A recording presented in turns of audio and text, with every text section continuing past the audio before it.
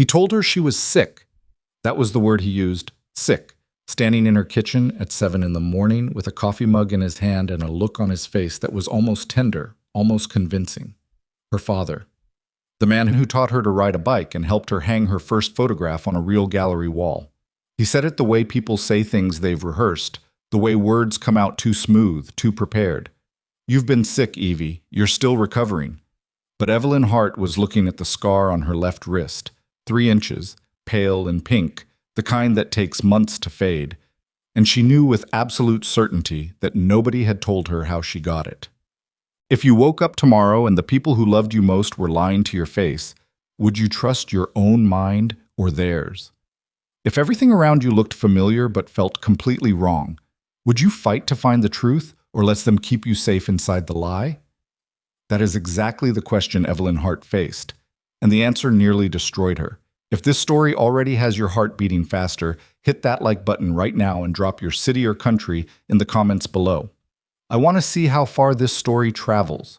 Subscribe so you don't miss a single moment of what comes next. Because what Evelyn is about to discover will shake everything you thought you knew about memory, love, and the people we trust most. Now let's go back to where it all began. Evelyn woke up on a Tuesday in October with the feeling that something had been removed from her body while she slept. Not pain exactly, not even discomfort, just absence. The way a room feels different after you've moved furniture out of it, even before you notice which piece is gone. She lay on her back in her Lincoln Park apartment and stared at the ceiling and tried to locate the feeling. It wasn't in her chest. It wasn't in her hands. It sat somewhere behind her sternum, hollow and quiet, like a drawer that was supposed to hold something important and didn't. She got up anyway. She made coffee. She stood at the kitchen window and watched a pigeon walk across the fire escape ledge with the focused determination of a commuter, and she almost smiled.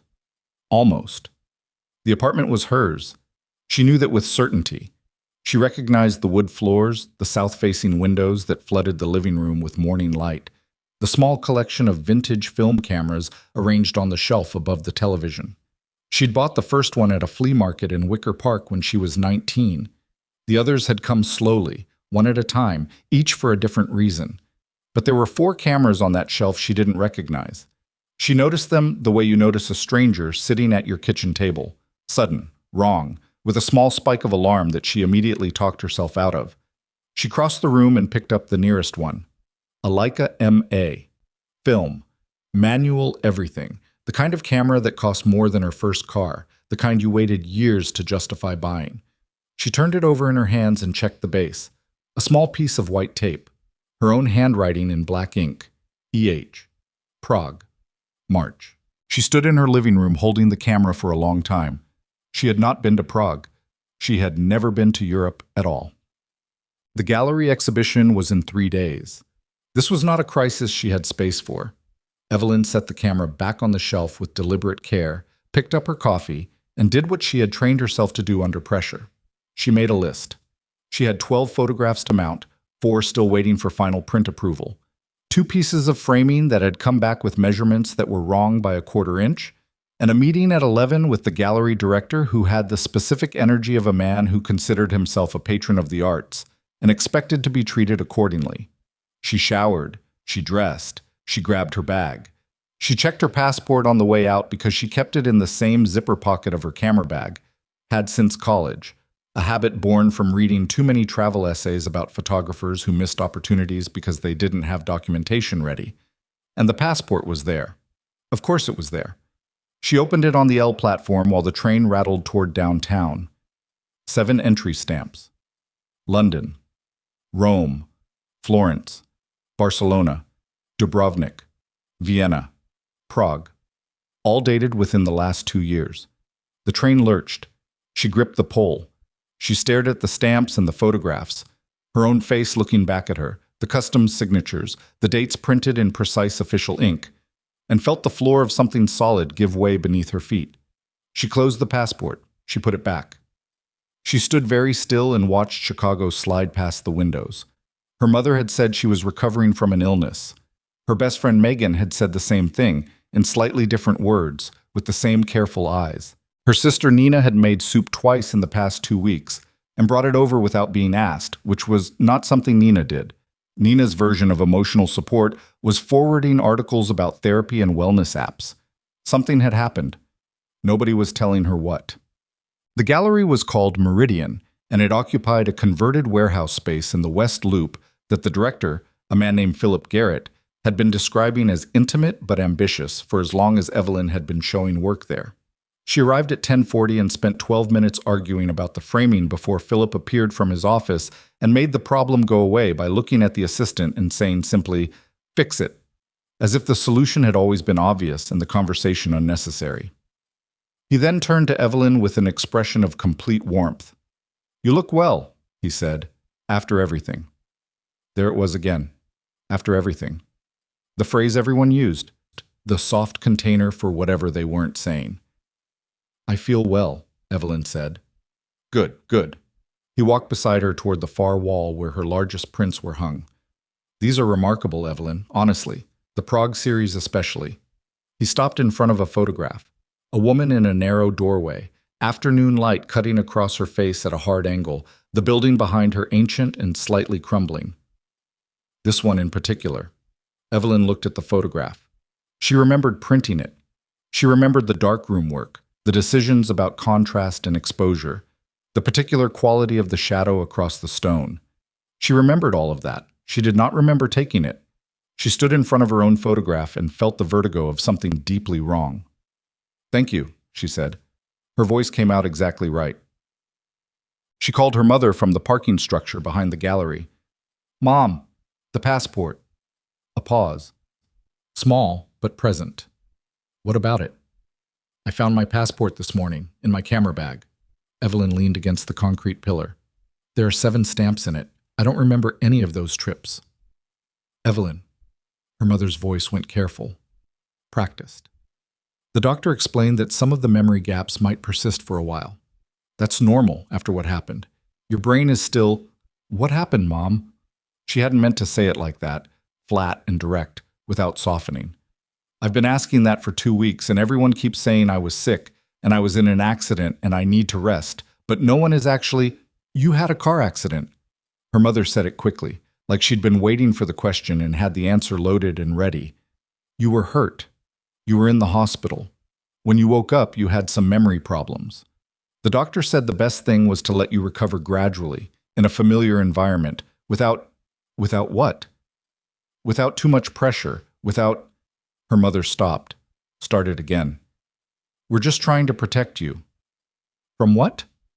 The line was quiet for 4 seconds. Evelyn counted.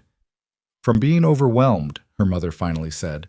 "Come to dinner Sunday. We can talk then." She hung up. Evelyn stood in the concrete dark of the parking structure and pressed the phone against her sternum and breathed. In, out, in. She did not feel overwhelmed. She felt lied to. The opening reception was Thursday night. She spent Wednesday mounting, positioning, adjusting. She worked until midnight with her 2 assistants, a pair of art school graduates, who moved with the focused exhaustion of people who knew better than to speak unless spoken to at this stage of installation. The gallery walls became something she recognized, her photographs, her eye, her work, even when she couldn't fully account for how certain images had come to exist. By Wednesday evening, she had stopped questioning the photographs and started just looking at them. And they were good. Whatever had happened to her in the last 2 years, she had become a better photographer. The earlier work on the South Wall, Chicago street scenes, documentary style, the kind of things she remembered making, was technically competent. The European series was something else entirely. There was a depth in those images that she couldn't explain from the outside. You don't take photographs like that without understanding something about loneliness or love, or the specific feeling of standing somewhere extraordinary and knowing exactly how temporary it is. She stood in front of the Prague series for a long time Thursday morning before anyone else arrived. Whatever she couldn't remember, she had felt those things. She had been somewhere. She had understood something. The photographs said so. She just couldn't reach the memory of it. People arrived at 6:30. Evelyn worked the room the way she'd always worked rooms, genuine when she could be, present when it required effort, grateful in the specific way that didn't come across as desperate. She talked about technique, about light, about the geography of European cities that she was describing from her own photographs rather than her own memory, And if that felt like standing on a frozen lake testing the ice with every step, she kept that information entirely to herself. By 8 o'clock, the room was warm and loud and full of the particular energy of art openings, a blend of genuine interest, social performance, and wine. She was standing near the Prague wall when she became aware of someone looking at her. Not the photographs. At her. She didn't look up immediately. She finished her sentence to Philip Garrett, something about the light conditions in Old Town at 4 in the afternoon, and then she turned. He was standing near the entrance. Tall, dark suit, no tie, the kind of clothes that cost serious money and wore it quietly. Italian, she thought immediately, without knowing why. Not from his features particularly, but from something about the way he stood. Like a man who had learned stillness on purpose. His hair was dark, threaded with a little gray at the temples. He was perhaps 35, perhaps 40. He had the face of someone who had made difficult decisions and lived with the results. He was looking at her with an expression she had never seen directed at her before.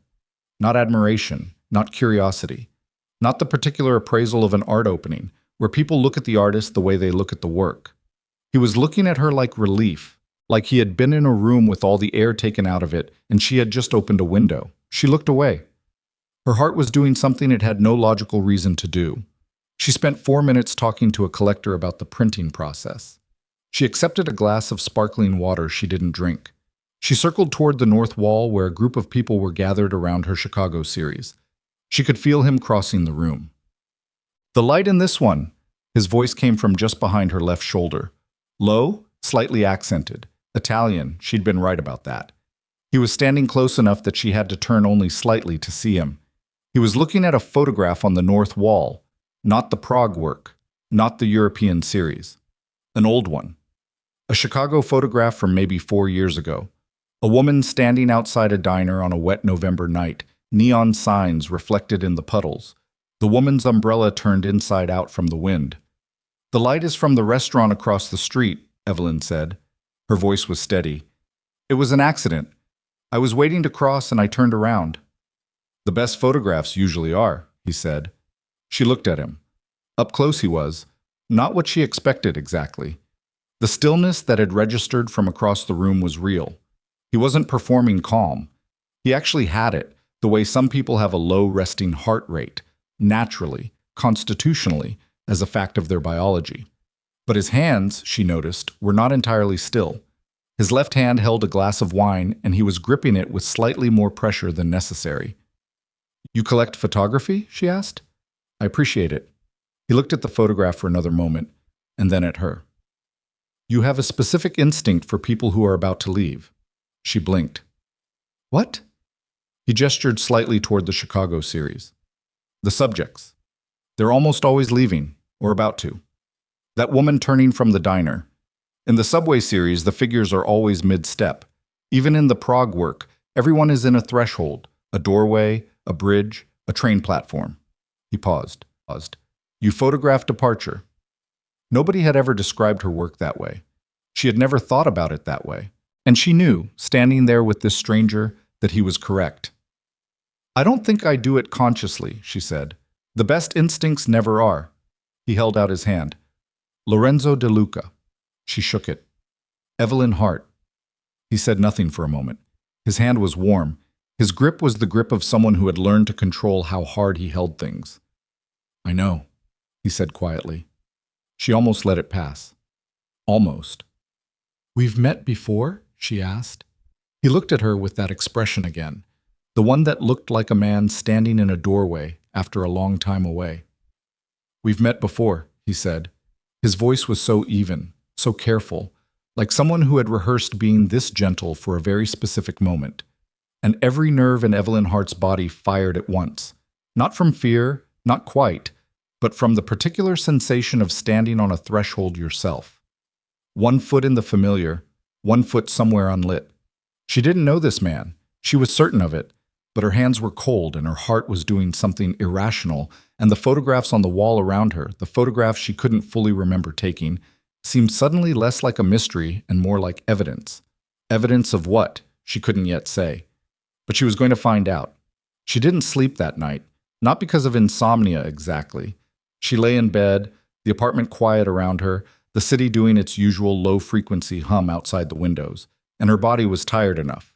Her eyes kept closing, but every time they did, she saw him standing in the gallery with that expression on his face, and her brain refused to let it go. "We've met before." He had said it like a statement of fact, not a question, not a line, not the kind of thing men said at art openings when they wanted an excuse to keep talking. He had said it the way you say the door is locked or it's raining, with the calm authority of someone describing observable reality. She'd asked him to explain. He had smiled, a small thing, controlled, the smile of a man who had prepared himself not to say too much, and told her only that he had seen her work before, in a different context, a different city, that he'd been following her career for some time, that it was wonderful to see her doing so well. It was a perfect non-answer, smooth and complete and containing nothing. She had excused herself 10 minutes later to speak with a buyer about the Chicago series, and when she looked back, Lorenzo De Luca was gone. Philip Garrett had appeared at her elbow. "Do you know him?" he'd asked, watching the door. "No," she'd said. Philip had made a small sound, something between acknowledgement and caution. "He's someone," he'd said, and moved on before she could ask what that meant. "He's someone." She stared at the ceiling of her apartment at 2 in the morning and thought about a man who stood like he'd learned stillness on purpose and looked at her like she was something returned to him after a long absence and knew, apparently, things about her work that she couldn't explain. She thought about the passport, 7 stamps, none of them hers, in any memory she could access. She thought about the cameras on the shelf, the Leica with her own handwriting on the base, EH, Prague, March. She got up at 2:15 and went to her computer. She searched Lorenzo De Luca at 2:23 in the morning and got what she expected, almost nothing personal, a great deal of professional surface. De Luca Holdings, commercial real estate across Italy, Germany, and the United States. A board seat on a Milanese investment firm. A photograph from a charity gala in Chicago 8 months ago. Him in a dark suit, standing with a group of men she didn't recognize, all of them wearing the particular expression of people who had agreed to be photographed and were tolerating it. She stared at that photograph for a long time. He looked the same as he had in the gallery, maybe slightly harder in this image. The controlled stillness less present, replaced by something more guarded. But the same face, the same gray at his temples. 8 months ago, he'd been in Chicago. She tried to remember 8 months ago. The memories were there, she could access them, but they had a strange quality, like photographs printed slightly out of focus.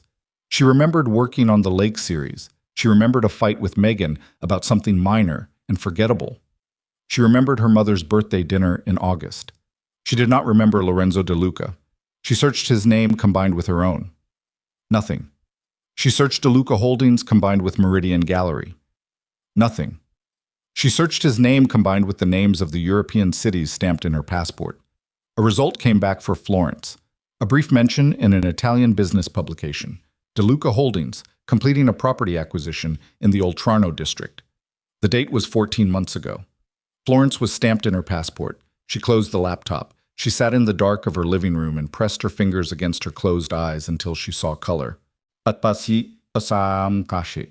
sister Nina called at 8:15 the next morning. "Come to breakfast," Nina said. No preamble. No, "How are you sleeping?" Just the directive, issued in the particular tone Nina used when she had already decided what was going to happen and was informing Evelyn as a courtesy. "I have work," Evelyn said. "You have work every day. Come to breakfast." A pause. "Mom wants to see you." "Mom sees me every week." Evelyn. Nina said her name the way their mother said it, with weight, with a specific quality of concern that was genuine but also slightly exhausting. "Just come." She went. The diner was on Clark Street, the same one they'd been going to since Nina and Evelyn were in high school, and their father would bring them here on Saturday mornings and let them order whatever they wanted, which was the closest he ever came to saying "I love you" out loud. I was there when Evelyn arrived, sitting across from Nina in the corner booth, already on his second coffee. Her mother beside him. All 3 of them. She hadn't been told all 3 of them would be there. She slid into the booth anyway. The waitress came. She ordered coffee she didn't need. "How was the opening?" her father asked. "Good. Strong turnout." She wrapped her hands around the mug. Someone bought the triptych from the Chicago series, the Rain one. That's wonderful, her mother said. They talked about the exhibition for 7 minutes. She counted because she was watching for the moment the conversation shifted. The tell, the pivot, the reason all three of them were sitting here on a Friday morning with rehearsed expressions. It came when her father set down his coffee cup and looked at her directly. Someone told us you were asking about your passport, he said. The table went very quiet. She looked at her mother. Her mother was looking at the window. I found it in my camera bag, Evelyn said. There are 7 entry stamps I don't remember. I asked Mom about it on the phone. Your mother mentioned it, her father said. He wasn't defensive. He wasn't apologetic. He was measured, which was worse. We expected this would happen eventually. The doctor said you'd start finding things. Finding things, she repeated, like evidence of a life I don't remember living. It's not like that. What's it like, Dad? She set her own cup down. Her hands were very steady. She was proud of that, obscurely. Because from where I'm sitting, it's exactly like that. I have 7 stamps in my passport. I have cameras I don't remember buying. I have photographs I took in cities I apparently visited, and I cannot access one single memory of any of it. She looked at him. So tell me what it's like. Her father's jaw tightened. He looked at Nina. Nina looked at her coffee. You were in an accident, her mother said. Her voice was quiet and careful and completely controlled, which meant she had been preparing this speech. A car accident. It was serious. You were unconscious for almost 2 weeks. Evelyn sat very still. When you woke up, her mother continued, you had significant memory loss. Not everything. Not your whole life, but wait, a portion. Approximately 2 years, she paused. The doctors explained that the brain, after that kind of trauma, sometimes protects itself. Sections off the damaged material. They said the memories might come back gradually, or some of them might not come back at all. The diner was loud around them. Someone laughed 3 booths over. A child was asking for more syrup. 2 years, Evelyn said. Give or take. She breathed. When was the accident? 6 weeks ago. 6 weeks. She did the arithmetic with a strange mechanical calm. 6 weeks ago, she had woken up. In her own apartment, she had believed, recovering from an illness. And her family had told her she'd been sick, had told her she was still recovering, had told her, in the specific language of omission and deflection, almost nothing. The doctors, she said. Which doctors? I want their names. Evelyn? Their names, Mom. Her mother looked at her father. Her father looked at his hands. Dr. Reyes at Northwestern, Nina said quietly. She was the one Evelyn had always trusted to give her the actual information without the protective wrapping. He was your neurologist. He's the one who suggested, who recommended that we not overwhelm you with everything at once, that we let you stabilize first. He recommended you lie to me. He recommended we let you heal. Nina's voice was tight. She was not a crier. Neither of them were. But there was something around her eyes that looked like the effort of not being one. Evelyn, you were in a hospital bed for 2 weeks. You woke up and you didn't remember 2 years of your life and you were terrified. The doctor said forcing that material back could cause serious damage, so we made a decision. Without me. You weren't in a position. Don't! Evelyn's voice came out harder than she intended. The couple in the next booth glanced over. She dropped her volume, but not the edge. Don't tell me I wasn't in a position. I'm in a position right now. I'm sitting here and I have been living in an apartment with strangers' cameras on my shelf and stamps and a passport I don't recognize, and every person I trust has been feeding me a story instead of facts. She looked at all 3 of them in turn. Her mother, her father, her sister. I want to know everything, now. Another silence. Different quality from the others. This one felt like a thing giving way. Her father spoke. There are things about those 2 years, he said slowly, that are complicated, things that involve other people. People whose situations are... He stopped. Started again. It's not just your story, Evelyn. Other people are part of what happened to you, and we made a commitment. To whom? His jaw tightened again. I can't tell you that yet. She stared at him. At the man who had brought her to this exact diner as a child and let her order whatever she wanted. She picked up her coat from the seat beside her. When you're ready to tell me the actual truth, she said, standing, call me. She walked out. She sat in her car for 11 minutes without starting it. The feeling in her chest was not sadness. It wasn't even anger, not quite. It was the specific vertigo of standing in a room and realizing all the walls are painted on, like pressing your hand against what you believed was solid brick and feeling it give. She thought about Lorenzo De Luca. I know. He'd said her name like he'd said it before, many times. He'd looked at her like she kept returning to this, kept pressing at it like a bruised place, like someone who had found something he'd lost. She started the car. She didn't have a way to contact him. She searched DeLuca Holdings and found a website with a contact form and a Chicago office address on Michigan Avenue. She stared at the address for a moment and thought about the kind of person who showed up at a stranger's office because they felt something wrong in their own life and suspected that stranger had answers. Then she thought about 7 passport stamps and cameras with her own handwriting on the base and her father saying, "It's not just your story," with the expression of a man who had made a promise.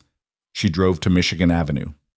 The building was the kind that announced itself without trying, glass and steel, a lobby with marble floors, and the specific quiet of money. The woman at the reception desk had the composed professionalism of someone trained to be pleasant without being permeable. "I'm here to see Lorenzo De Luca," Evelyn said. "Do you have an appointment?" "No."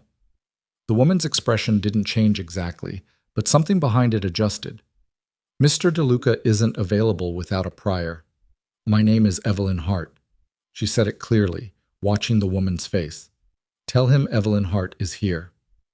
Something moved behind the receptionist's eyes. Surprise, quickly controlled. She picked up the phone. She turned slightly away and spoke too quietly for Evelyn to hear. She replaced the receiver. Her expression was now entirely neutral, in the way of someone who had received information that surprised her and was not going to show it. "Someone will be right down," she said. It wasn't Lorenzo who came down. It was a man named Marco, large and quiet, with the bearing of someone whose job was to stand between his employer and the rest of the world. He looked at Evelyn with an expression that was carefully blank. Too carefully.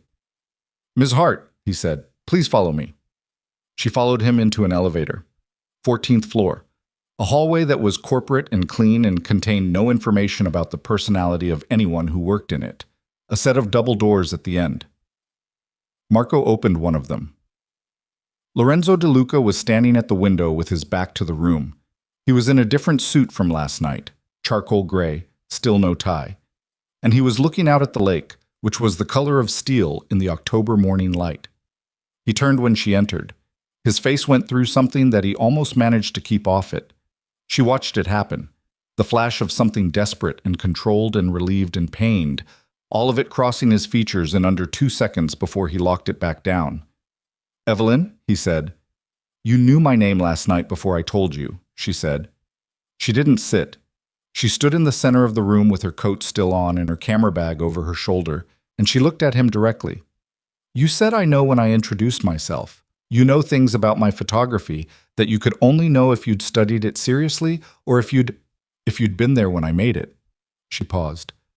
"My family told me this morning that I was in a car accident 6 weeks ago, that I lost 2 years of memories." She watched his face. "You're part of those 2 years." He was very still. "Aren't you?" she said. He didn't answer immediately. He looked at her with that expression, the one she kept coming back to, the one she didn't have a name for. And she could see him making a decision. She could actually watch it happening, the calculation, the cost assessment, the precise moment he determined what he was going to say. "Yes," he said. One word.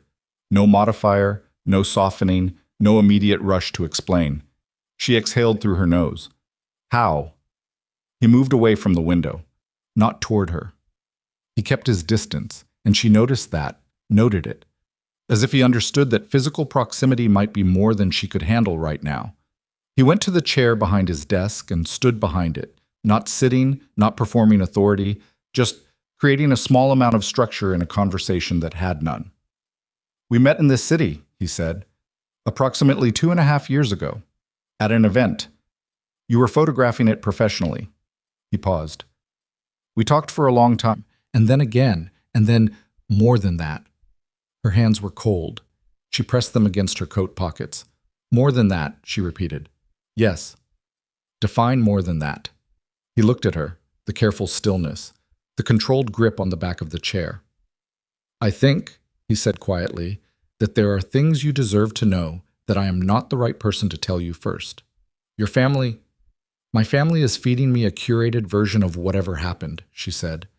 My father told me this morning that it's not just my story, that other people are involved, and he made a commitment. She tilted her head slightly. He made a commitment to you, didn't he? Lorenzo De Luca's expression shifted in a way she was not prepared for.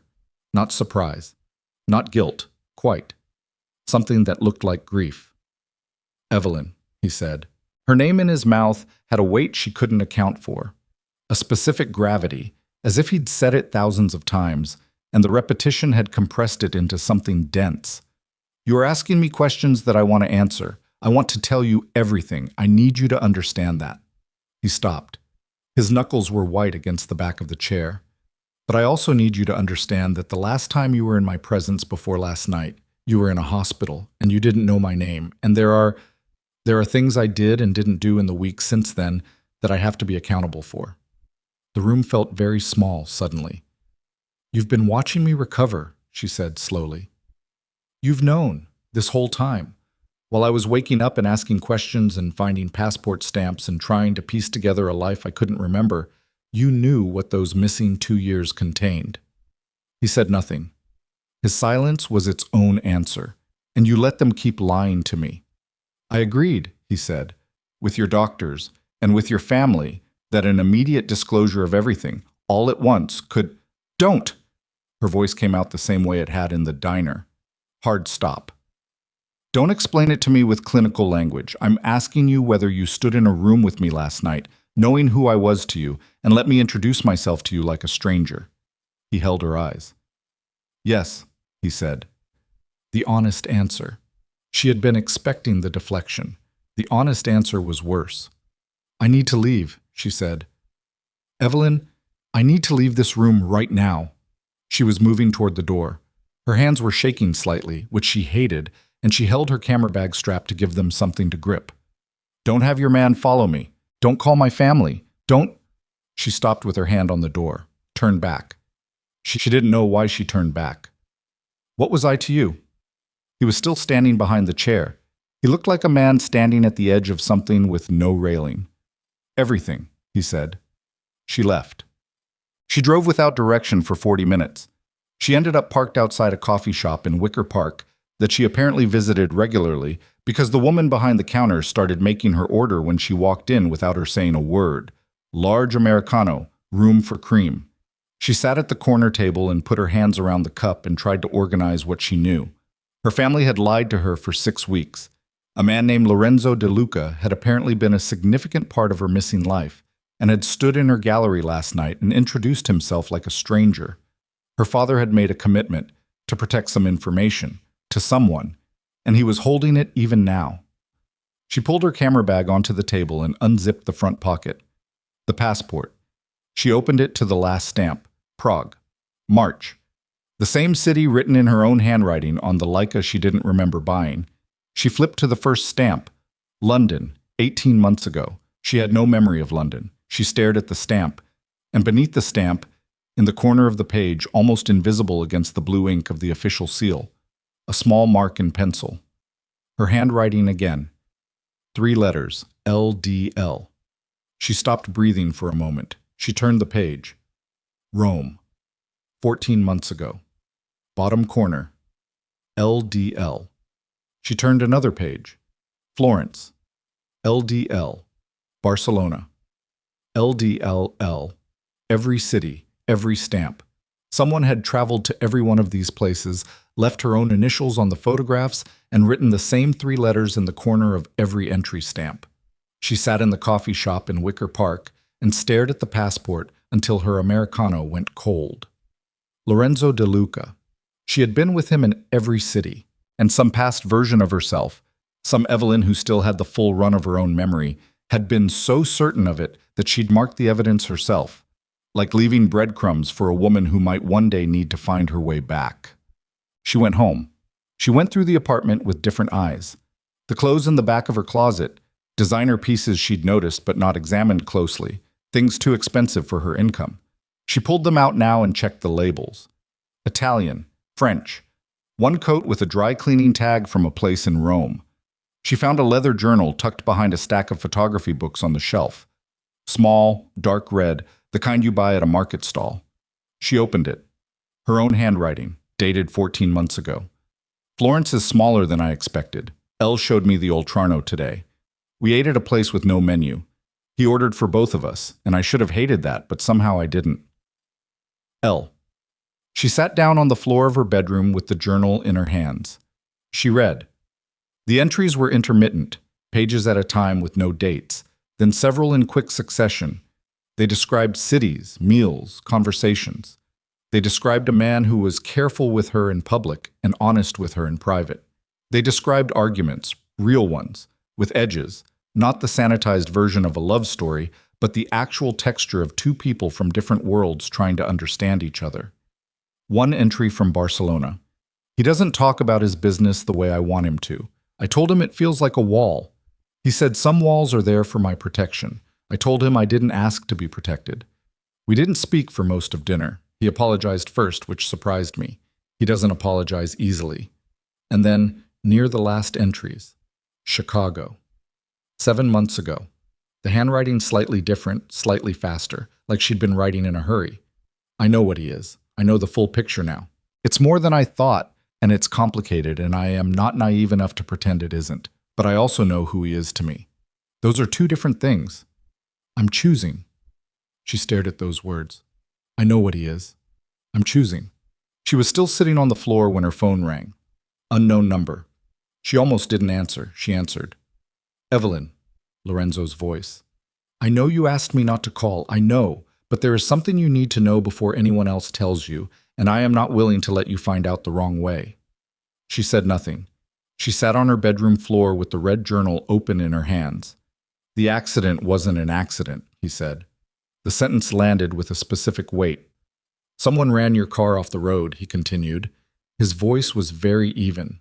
The way voices go, even when the person speaking has already survived the worst of the emotion and come out the other side. Someone who wanted to hurt me used you to do it, and I have been carrying that since the night it happened, and I am done allowing the people around you to soften it because they think you can't handle the truth. A pause. You can handle the truth. You always could. That was one of the first things I understood about you. She looked down at the journal in her hands. I'm choosing. Come back, she said. A silence. Tomorrow, she said. Come to the gallery. I'll be there in the morning. Evelyn. I found the journal, she said. The red one. From Florence. She heard his breath change. I'm choosing again, she said. But this time I need you to tell me everything. No more soft edges, no more managed disclosure. Everything. Yes, he said. She hung up. She sat on the floor until the light coming through the bedroom window went from gold to gray, the journal open in her lap to the last entry she'd written before. Whatever happened on that road 6 weeks ago changed the shape of her entire life. I know what he is. I'm choosing. And now the woman who had written those words, the one who remembered Florence and Barcelona and Rome, who had eaten at a restaurant with no menu and argued with a man who apologized first and traveled through 7 cities with someone who marked his initials beside her stamps like a signature on a shared life. That woman was gone. What sat in her place was someone with cold hands and a red journal and a passport full of other people's evidence, sitting on a bedroom floor in the dark, trying to decide whether to become her again. She was at the gallery by 7:30, not because she'd planned to be there that early. She'd set an alarm for 7, had stood in her kitchen drinking coffee she barely tasted, had told herself she had work to do before Lorenzo arrived. But the truth was, she couldn't be in the apartment anymore. The red journal was on the nightstand where she'd left it, and every time she walked past the bedroom door, she could feel it there, dense with evidence of a self she couldn't access, and the walls of the apartment were starting to feel like the walls of a container rather than a home. So she went to the gallery. Philip wasn't in yet. The assistant, a young woman named Cora, unlocked the space without comment and made coffee in the back office and left Evelyn alone with the photographs. She stood in front of the Prague series for the 3rd time. Different now. Everything was different now. She had been in Prague with Lorenzo De Luca. She had taken these photographs. This woman in the doorway, this bridge at low light, this market stall with the vendor looking past the camera at something Evelyn had been too interested in the vendor's face to follow. She had taken all of them while building a life with a man whose initials she'd pressed into passport pages, like something she needed to hold on to, like proof. She looked at the woman in the doorway, the afternoon light cutting hard across the stone, the particular quality of someone standing on a threshold. You photographed departure. He had said that last night in this exact room, standing 2 feet away from her, knowing all of it, knowing that she had been in Prague with him, knowing that the photographs on these walls were full of the fingerprints of their shared history, standing there and saying it to her like he was a stranger, making an observation about her work. Her chest tightened. She turned away from the wall. He arrived at 9:02. She heard the front door and then Marco's voice, low, brief, and then silence. And then Lorenzo walked into the main gallery space alone. He looked like a man who had not slept. Not disheveled, he was too controlled for that. But something around his eyes was different from the night before, and from the Michigan Avenue office yesterday morning. The controlled stillness was still there, but it was working harder, like a machine running above its sustainable load. He stopped when he saw her. He didn't move toward her. Smart, she thought, or careful, probably both. Sit down, she said. She gestured toward the small seating area in the center of the gallery. 2 benches facing each other, the kind of furniture that existed for people who needed to rest while looking at art. She sat on one. She waited. He sat on the other. He kept his coat on. He put his hands on his knees. Tell me about the accident, she said. Start there. He looked at her. Then he started. It took 45 minutes. He didn't try to manage it. He didn't try to sequence it for emotional impact or soften the architecture of it. She had told him everything, and he gave her everything, and she sat very still with her hands clasped in her lap and listened. He told her how they'd met, a corporate event, 2.5 years ago, a fundraiser for an arts organization where he was present as a donor and she had been hired as the event photographer. How she had told him, approximately 40 minutes into the conversation, that she wasn't interested in talking to men who used their charity work as personality. How that had been the moment he decided he needed to know her. He told her about the first year, careful, complicated, neither of them entirely certain the other was navigating the same thing. How she'd resisted because she'd known from the beginning that he wasn't straightforward, that the business was more than what he'd described publicly, that the men around him had a particular quality she could identify even if she couldn't name it. He told her how she'd found out the truth. Not because he confessed, he was honest about that, and she respected the honesty even as it landed badly, but because she was not a person who accepted incomplete information. She'd found documentation. She'd confronted him. They'd had a fight, the real kind, the kind that takes something out of both people and doesn't put it all back. And then she'd chosen to stay. Why? Evelyn said. You told me, he said, that you weren't interested in a man who was simple, that simple men had never interested you, that you wanted someone whose choices had weight. He paused. You also told me that you could see what I was building toward, that the person I was trying to become mattered more to you than the person I'd been. She looked at him. That sounds like something I'd say, she said. It was exactly something you'd say. She breathed. The accident. His jaw tightened. A man named Victor Caruso, he said. He runs an operation out of the South Side. We had a conflict. Business. Something I was in the process of removing myself from, a partnership that had gone bad over several years, and he interpreted my withdrawal as an aggression. He paused. He decided that the most effective response was not to come at me directly. He came at me, Evelyn said. Yes. The words sat there between them. He had someone run your car off the outer drive, Lorenzo said. On a Tuesday night in September. You were coming back from a shoot. The car went through the barrier at the curve near the museum. You were in the water for 4 minutes before someone got you out. She didn't say anything. 4 minutes, she said finally. Yes. She looked at her hands. She turned them over in her lap, looked at the backs, the knuckles, the scar on her left wrist. 3 inches, pale and pink. She had assumed that was from the hospital, an IV line or a procedure. Is that from the water? She asked, lifting her wrist slightly. He looked at it. Something moved across his face that he didn't try to stop. The barrier, he said. When the car hit it. Yes. She put her hand back in her lap. Where's Victor Caruso now? She said. Being handled. That's not an answer. It's the answer I can give you right now. She looked at him. He held her eyes. Neither of them moved.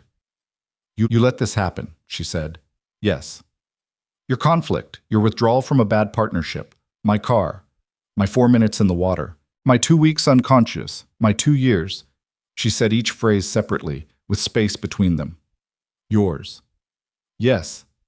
His voice was even, but his hands, flat on his knees, were pressing down with the deliberate force of someone keeping themselves very still. All of that is mine. I am not going to argue that. Good, she said, because I wasn't going to let you. She asked him to leave at 10:15. She needed to think, and she couldn't think with him in the room. His presence had a gravitational quality that she was beginning to understand was not manipulation, but simply what he was. The journal had described it. He doesn't fill a room by trying, he just fills it. She needed air that wasn't organized around him. He left without argument. He gave her a number, not the corporate line, a direct number, and he told her he would be available whenever she called. He paused at the gallery door and turned back once, and she thought he might say something significant, the kind of thing a man says when he's been given a second chance and wants to acknowledge it. He said, "The coffee shop in Wicker Park. You always order the same thing. Large Americano, room for cream. I used to sit across from you while you drank it and read and not say anything for an hour." Then he left. She sat on the bench in the gallery for a long time after that. Megan called at 11. Megan, who had been her best friend since college. Megan, who had the kind of laugh that could be heard from 2 rooms away, and who once drove 4 hours in a January snowstorm because Evelyn had called her crying about something she now couldn't remember. Megan, who had been to the apartment 3 times in the past 6 weeks and asked careful, gentle questions about her recovery and had never once said anything about Lorenzo De Luca. "I need to talk to you," Evelyn said. "I know," Megan said. "I've been waiting for you to call. Where are you?" "Gallery." "I'll come to you." Megan arrived 20 minutes later with 2 coffees from the place around the corner and the expression of a woman who had been carrying something heavy for a long time and had started to feel the weight of it in her posture. She was a small person, Megan, compact and quick, with sharp eyes that didn't miss much. Those eyes were doing something complicated when she walked in. She gave Evelyn a coffee. She sat down on the bench across from the one Evelyn was on, which was where Lorenzo had sat 20 minutes ago, which felt significant in some way Evelyn didn't want to examine too closely. "What do you know?" Evelyn said. Megan wrapped both hands around her cup. "More than I should have let you go without knowing, less than your family knows." She looked down. "I met him twice. Lorenzo. Once at a dinner you brought me to about a year and a half ago. Once at—" She stopped. "Once where?" "At the hospital." Megan said it quietly. "After the accident, before you woke up. He was there every day. I saw him in the hallway outside your room. He didn't come inside because your father had asked him to give the family space, but he was in that hallway, Evelyn, every single day." Something in Evelyn's chest did a complicated thing that she ignored. "Why didn't you tell me?" "Your mom and the doctor, everyone agreed that—" "I know what everyone agreed." She kept her voice flat. "I'm asking why you specifically didn't tell me." Megan looked at her. Her eyes were honest, which was the only reason Evelyn wasn't angrier. "Because the night after you woke up," Megan said, "you looked at your mother and asked where you were and what had happened, and you had no idea, none, that you were missing anything. You were so frightened, Evelyn. You were terrified and disoriented, and I sat in that room and watched you try to hold yourself together, and then the doctor pulled us out and said that forcing the information could cause— I know what the doctor said. I made a bad call." Megan said it directly, without the soft edges people usually built around admissions like that. That was Megan. "I knew it was a bad call when I made it, and I made it anyway because watching you be afraid in that hospital room was more than I could handle, and I am sorry. I am genuinely sorry."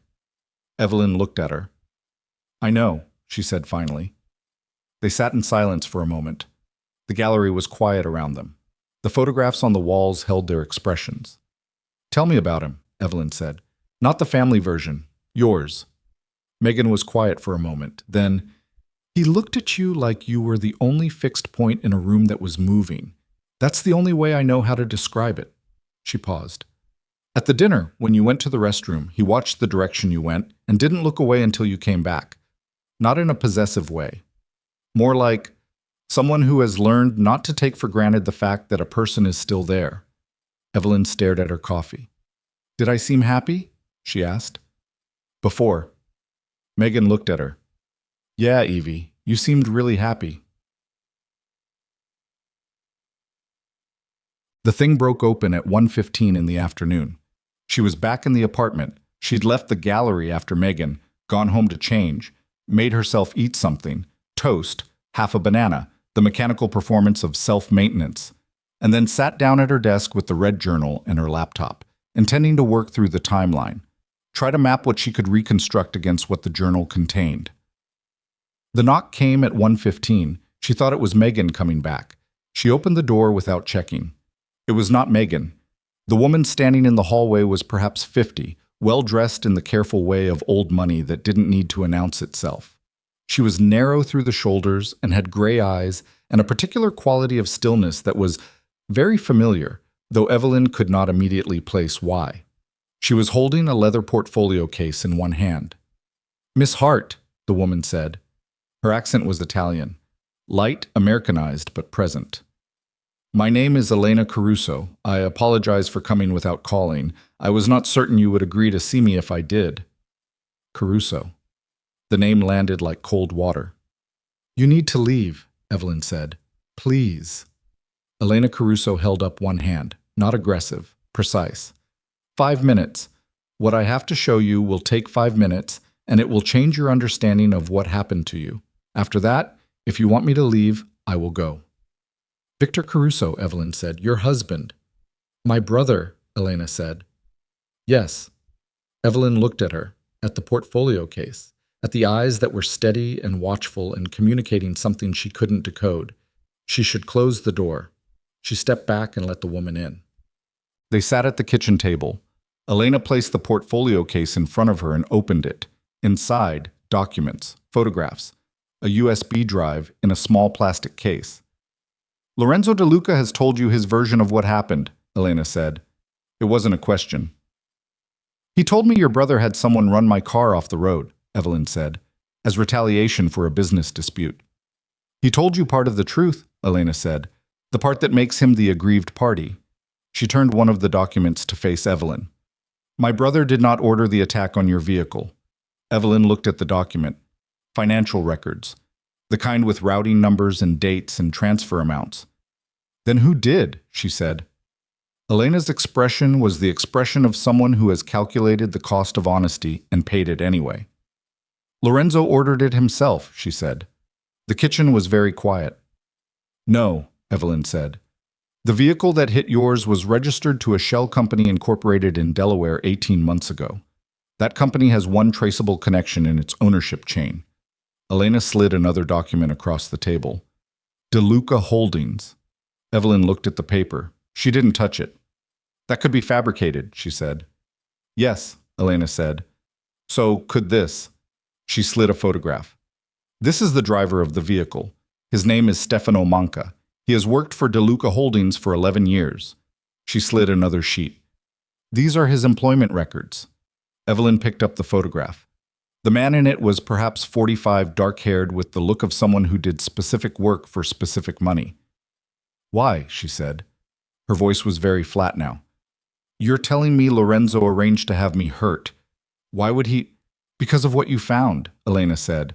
Before the accident, you had documentation, Miss Hart. You were a woman with a camera and access and journalistic instinct. And you had been in Lorenzo De Luca's life for 2 years, and you had started to see things that frightened you, things you had begun to record. Elena tapped the USB drive. These are copies of files from your laptop, files that were deleted remotely 6 weeks ago, 2 days after your accident. We recovered them. Evelyn stared at the drive. You had evidence, Elena said. Real evidence, not the sanitized version of his operations he let you see. Evidence of money movement, of connections to organized crime networks that go well beyond a bad business partnership. Evidence that would have been Extremely damaging, she paused. And then you were in an accident, and when you woke up, you had lost 2 years, including everything you'd found. The room was tilting. Evelyn pressed both hands flat on the table. You're telling me, she said, that the man I loved had me put in the water so I would forget what I knew. I'm telling you what the evidence suggests, Elena said. Why are you telling me this? Evelyn's voice was coming from somewhere very cold. Your brother runs the same kind of operation. You're not here out of altruism. Elena didn't flinch. No. I'm here because my brother is currently facing charges that were constructed using information Lorenzo provided to federal authorities. Information that was given not out of a desire to cooperate with law enforcement, but out of a desire to eliminate a competitor. My brother will spend the rest of his life in prison for crimes that Lorenzo De Luca's organization commits weekly. She looked at Evelyn directly. And because you, Miss Hart, are the only person who can access evidence that would change that, if you had it. I lost my memory, Evelyn said. Whatever I knew is gone. The files on the drive are not gone, Elena said. You took those photographs. You made those records. You understood what you were documenting, the knowledge of what you were looking at, that may be recoverable with the right support. She stood. She left the portfolio case on the table. I'm not asking you to trust me. I'm asking you to look at the evidence and trust your own eyes. That seems consistent with who you are. She walked to the door, stopped with her hand on the latch. Lorenzo De Luca came back into your life 6 weeks after the accident, she said. He positioned himself at your gallery opening. He allowed a relationship to rebuild. She turned slightly. Ask yourself why a man who genuinely loved you would choose to approach you in a public setting like a stranger, in front of witnesses, establishing a new beginning. She paused. Or ask yourself what it looks like when a man who hurt you needs to ensure you don't remember why. She left. The door clicked shut. Evelyn sat at the kitchen table for a long time without moving. The portfolio case was open in front of her. The documents, the photographs, the USB drive. She picked up the drive and held it in her palm. Small. The kind of thing you could lose in a coat pocket. The kind of thing a person carries without thinking, the way she carried her passport. She thought about the red journal. I know what he is. I'm choosing. She had written that sentence. She had made that choice with full information, or what she'd believed was full information. What if the information she'd had at the end was different from what she'd had at the beginning? What if the thing she'd discovered, the thing that had frightened her enough to document it secretly, was the thing that had ended her? She plugged the USB drive into her laptop. The files loaded, dozens of them, photographs. Her photographs. She recognized the framing, the eye behind the camera, of documents, of meetings, of transactions printed on paper and photographed in what looked like office light, the kind of thing you do when you can't take the original. She opened the first file. She didn't understand all of it. Financial instruments, offshore structures, terminology she'd need help parsing. But the names were clear, the dates were clear. And one thing was clear above all others, repeating across document after document with the relentless pattern of something someone had worked very hard to hide. De Luca Holdings. And a federal case number. And a name, a federal prosecutor. A woman in the Chicago district office. And below that, a notation in Evelyn's own handwriting. She recognized it from the journal, on a sticky note photographed alongside one of the documents. 3 lines. He's been cooperating for 18 months, not out of conscience, to take out Caruso. I'm the collateral in the exit strategy. If this surfaces, I am the one who brought it out. He knows what that means for me. She read it twice, 3 times. I am the one who brought it out. He knows what that means for me. She had known. Before the accident, she had known she was in danger. And she had written it down and hidden it and done what? Kept staying, kept choosing? Or had she been on her way out that Tuesday night in September, leaving, finally leaving, and someone had made certain she never arrived? Her phone lit up on the table beside the laptop. Lorenzo. She stared at his name on the screen, her own handwriting on a sticky note in a photograph on her laptop. He knows what that means for me. She let it ring. She sat in her kitchen with cold hands and a USB drive full of her own evidence and the specific, nauseating clarity of someone who has just understood that the ground they thought they were standing on was never solid. And the person who built the illusion of it was the same person who had spent the last 6 weeks standing close enough to touch. She picked up the phone, Not to call Lorenzo, she opened her contacts. She scrolled to a name she almost didn't remember adding, a number given to her by a colleague 2 years ago, a woman who worked in investigative journalism, someone who knew how to look at documents like the ones on her screen and understand exactly what they meant. Her thumb hovered over the name. Behind her, from somewhere in the apartment, she heard a sound that was not the building settling and not the city, and not anything she could immediately explain. A small, precise sound, the sound of something. The sound came again. A shift, a weight redistributing. From the direction of the hallway closet, which was 6 feet behind her, and which she had not opened today. She did not move immediately. That was the thing she noticed afterward. That her first response was not panic, but a cold, sudden stillness. The kind the body deploys when it understands that moving wrong will cost more than not moving at all.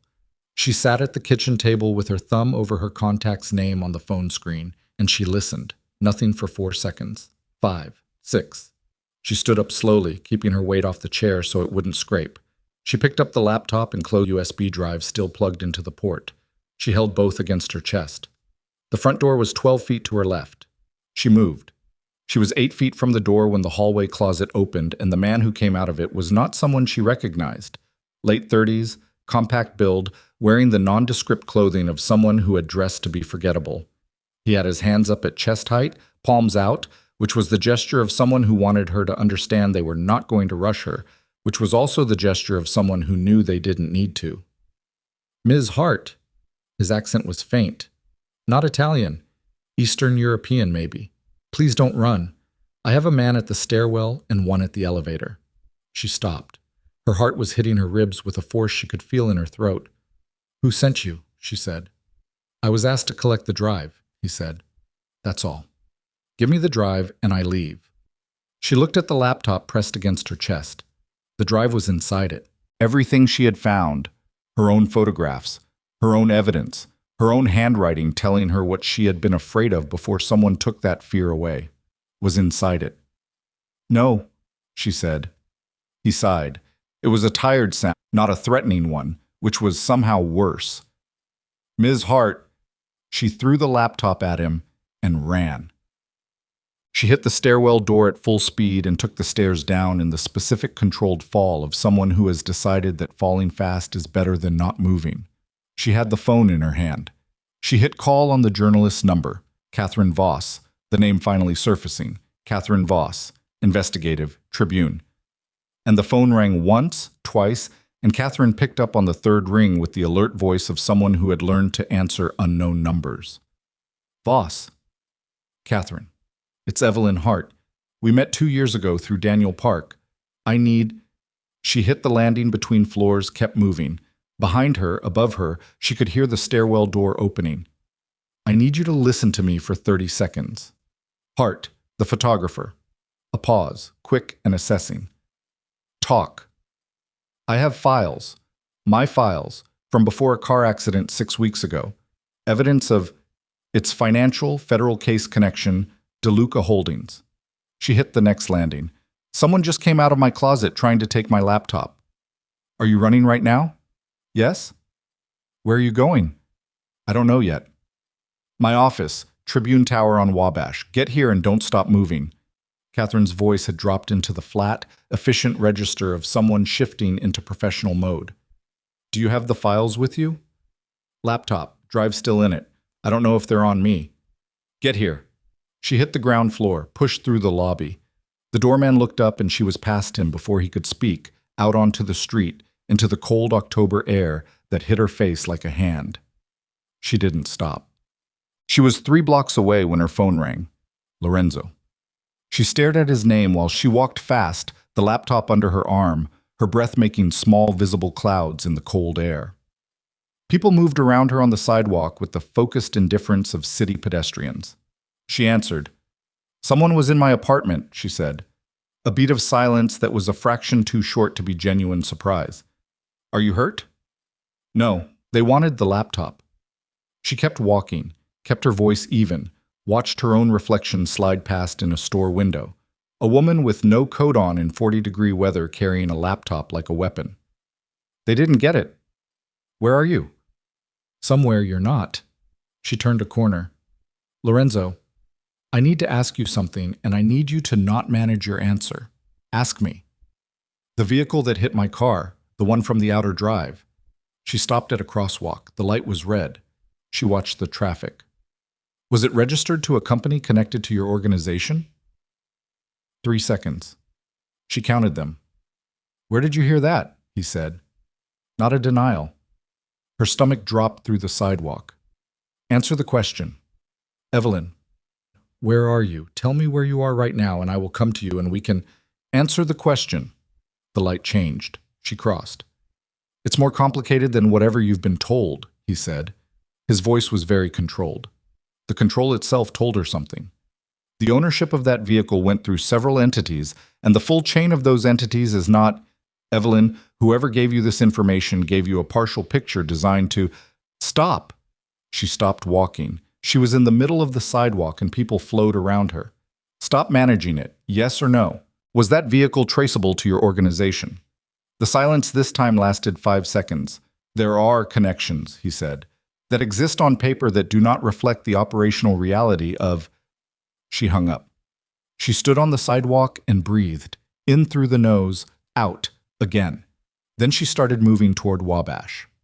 Catherine Voss was 41 and had the energy of someone running on professional adrenaline and bad coffee. She met Evelyn in the Tribune lobby and took one look at her.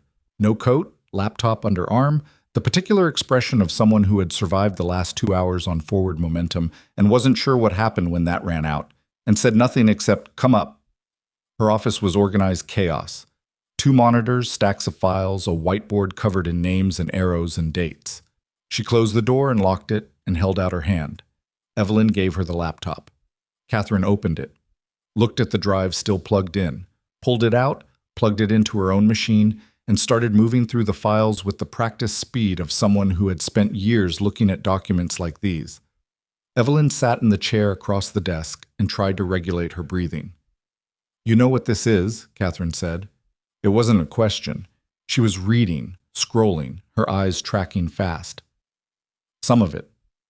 This is an 18-month federal cooperation agreement. Catherine tapped the screen.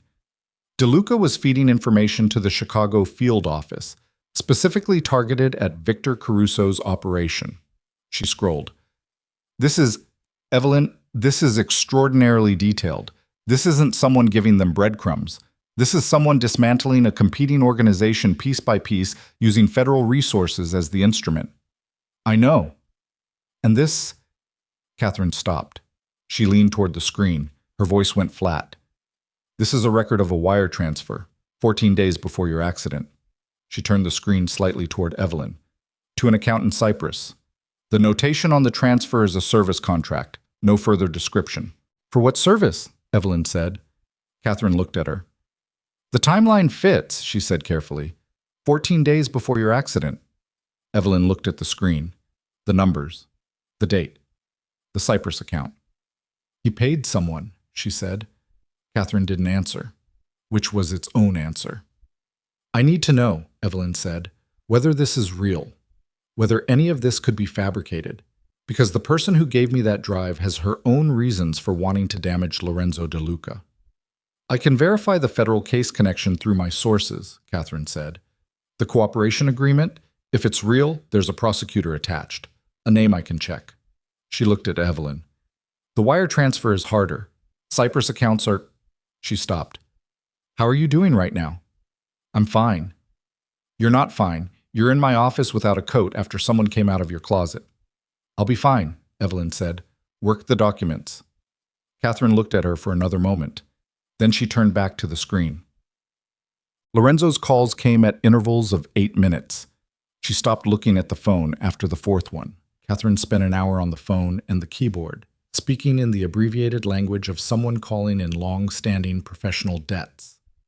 Evelyn sat and drank the coffee someone brought without being asked, and tried to hold her mind still enough to think. She thought about the red journal. I know what he is. I'm choosing. She thought about Elena Caruso's stillness at the kitchen table, the eyes that gave nothing away but communicated everything. She thought about Lorenzo in the gallery, you photographed departure, and the specific quality of someone saying a true thing for reasons that weren't entirely honest. She thought about what it meant to love someone, whether you could love someone and use them, whether those things were mutually exclusive or whether they could exist in the same person simultaneously, not canceling each other out, but running parallel, both real. Catherine hung up the phone and turned to face her. "The case is real," she said. "I confirmed it through a source in the federal building. There is an active cooperation agreement connected to DeLuca Holdings. The prosecutor is a woman named Diane Chu." She paused. "My source also told me that the Caruso case, the charges Victor Caruso is currently facing, were substantially built on information provided through that cooperation." She looked at Evelyn. "Everything on that drive checks out structurally." "The wire transfer," Evelyn said. "I can't confirm the Cyprus account from here, but I can tell you that the account number on that transfer—" Catherine turned the screen again. "This format, this bank identifier, this is consistent with an account type used for contract work of a specific nature. People in certain industries use these account structures for a reason." The room was very quiet. "I need to talk to him," Evelyn said. "Evelyn, I know what the evidence looks like. I need to hear what he says when I'm looking at him." She stood up. "Can you keep the drive secure?" "Yes. But you need to understand, if what you're saying is accurate, if there is a real connection between that transfer and your accident, this man is dangerous in a way that is—" "I know what he is," Evelyn said. She had written that sentence before. She was saying it again now with different knowledge behind it, and the same strange calm that she couldn't fully explain, the same calm that had been in the journal, the same calm that apparently lived in her regardless of what she remembered or forgot. "I'll be in a public place," she said. "I'll call you from there." Catherine held her eyes. "If you don't call me in 2 hours, I'm calling the police." 2 hours, Evelyn said. She picked up her phone. She called Lorenzo. He answered before the first ring finished. "Evelyn, are you—" "The rooftop," she said. "The one where we used to watch storms." She had read about it in the journal, an entry from 11 months ago, Chicago in November. The rooftop where you can see all the way to the Indiana border when the sky is clear, and he brought a blanket because he knew I would forget to think about the cold. "Meet me there in 30 minutes. A silence. "How do you know about the rooftop?" he said. "Journal," she said. 30 minutes. She hung up. The building was in River North, a converted industrial space that Lorenzo apparently owned. The rooftop access was through a stairwell that required a key code she didn't have, but the door was propped open when she arrived. He was already there, which meant he'd moved faster than 30 minutes, which meant he had not gone anywhere after she'd hung up on him the first time. He had been close. She pushed through the door. The rooftop was wide and bare. October light, low and gray, cutting across the city in long angles. The lake was visible to the east, dark and choppy. The wind up here was serious, the kind that gets under your collar and stays there. Lorenzo was standing near the edge with his back to her, looking east. He turned when he heard the door. He looked worse than he had that morning. The controlled stillness was still present, but it was doing something different now. Less like natural calm and more like a structural feature under load, the way a column looks when the weight above it is close to the maximum. She crossed the rooftop. She stopped 10 feet from him, far enough. "Tell me about the wire transfer," she said. His face changed. "What wire transfer?" he said. 14 days before my accident. Cyprus account. Service contract, no description." She watched his eyes. "You know exactly what I'm talking about." He was very still. "Who showed you that?" he said. "That's not what I asked." "Evelyn." He took one step toward her. She didn't step back, but everything in her posture told him clearly not to take another. He stopped. "Whatever you were shown, whatever documents someone gave you, you need to understand that they were given to you with a specific purpose. Elena Caruso is not—" "Was there a wire transfer?" The wind moved between them. "Yes," he said. Her chest did something sharp and sudden. She had expected it. She had been building toward it for 2 hours. It still hit her like a physical thing. "What was it for?" she said. "It was not for what she told you it was for." "Then what?" He ran one hand over his face, the first uncontrolled gesture she had seen from him, the first crack in the structural column. "It was a payment to a private security firm to protect you." He looked at her directly. "I knew Caruso was escalating. I knew the conflict was approaching a point where he might try to come at me through someone close. I hired protection for you. Private, so you wouldn't know, because you would have refused it. He paused. The Cyprus account is the account the firm uses, because the kind of security work they do requires that kind of financial architecture. She looked at him. That is a very convenient explanation, she said. Yes, it is. Because it's true, and it sounds like a lie. His voice came out harder now, the careful smoothness gone. Evelyn, I know what this looks like. I know that every piece of evidence you have in front of you has been arranged to build a picture, and the picture points at me, and I am standing here telling you the picture is wrong, and I understand that you have no reason to believe me right now except what? Except that you knew me. He said it with a force that was not anger but something older than anger, something that had been building for 6 weeks in hospital hallways and gallery approaches and carefully managed reintroductions. The woman who wrote in that journal knew me. Not the surface version, not the version I present to business associates or the version a federal file describes. You knew what I was, and you chose me anyway. And you knew the difference between who I had been and who I was trying to become. His jaw was tight. I am asking you to... You can't ask me to trust a version of myself I can't access, she said. Her voice was steady. She was proud of that too, in the same distant way she'd been proud of her hands in the diner. I can't feel what she felt. I can only look at evidence, and the evidence is, then look at all of it, he said. Not just what Elena gave you, everything. He reached into his coat and pulled out a phone, his personal phone, and held it out toward her. Call Diane Chu, the prosecutor. Her number is in my contacts. Call her and ask her about the cooperation agreement, and ask her specifically what I asked for in exchange for the information I provided. She looked at the phone. What did you ask for? She said. Call her. Tell me first. He held her eyes. The wind was hitting them both hard from the east, and his coat was moving in it, and the lake behind him was the color of iron, and he looked like a man who had run out of room. I asked for protection, he said. For you, a federal protection arrangement for you, structured so that if anything happened through my connections, through any part of my world, you would have a layer of legal protection I couldn't provide privately. He paused. I gave them Victor Caruso because Caruso was the specific threat to you. Not because I wanted to eliminate a competitor, because he had made you a target and I wanted to remove him as a threat before he could follow through. Silence. That's what she didn't tell you, he said.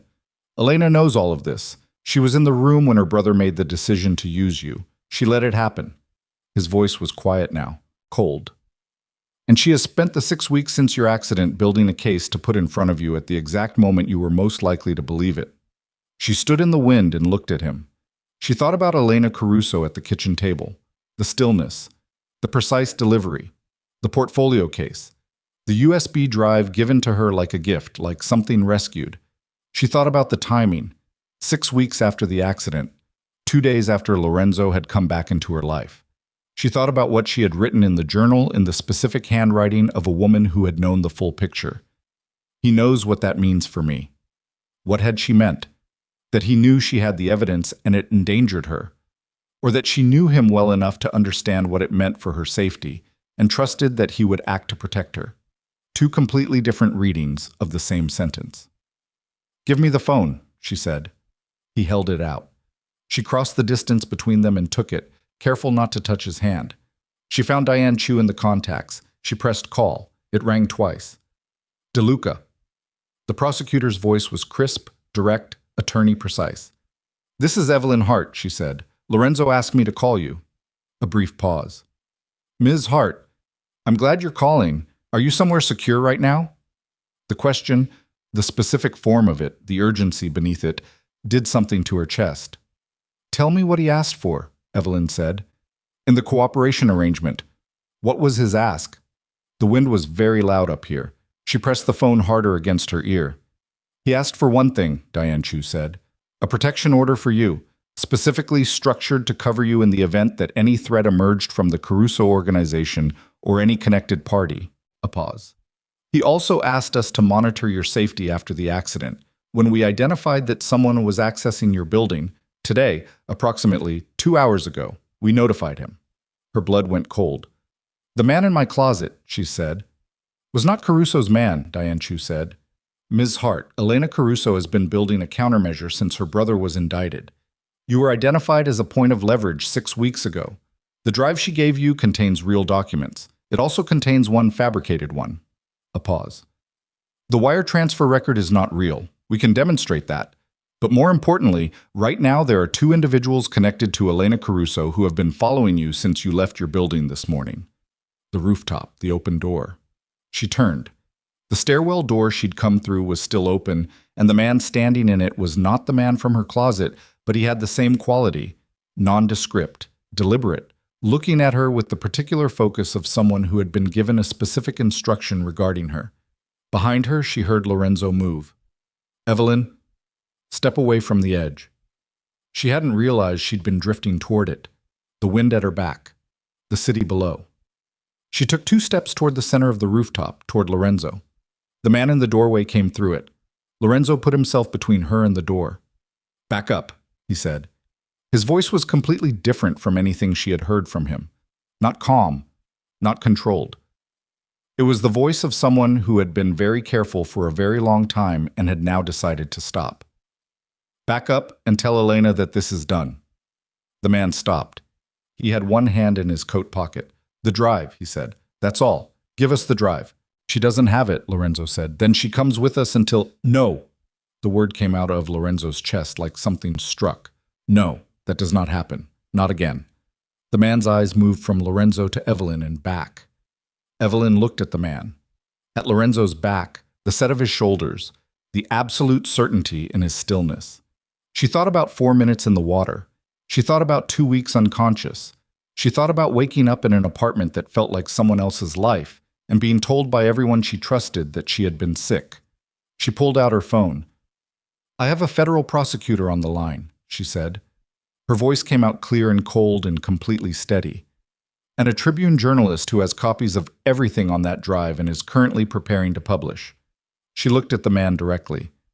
And I have already been in the water once, so whatever Elena Caruso thinks she has on me. She paused. She should understand that I am significantly harder to use than I was 6 weeks ago. The man looked at her for a long moment.